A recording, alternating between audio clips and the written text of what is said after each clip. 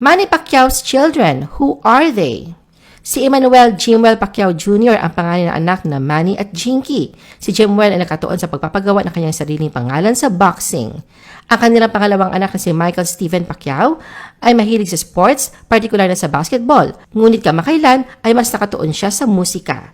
Si Mary Divine Grace Pacquiao na kilala rin bilang princess, katulad ng kanyang ina na si Jinky, ay may hilig din ito sa mamahaling bag.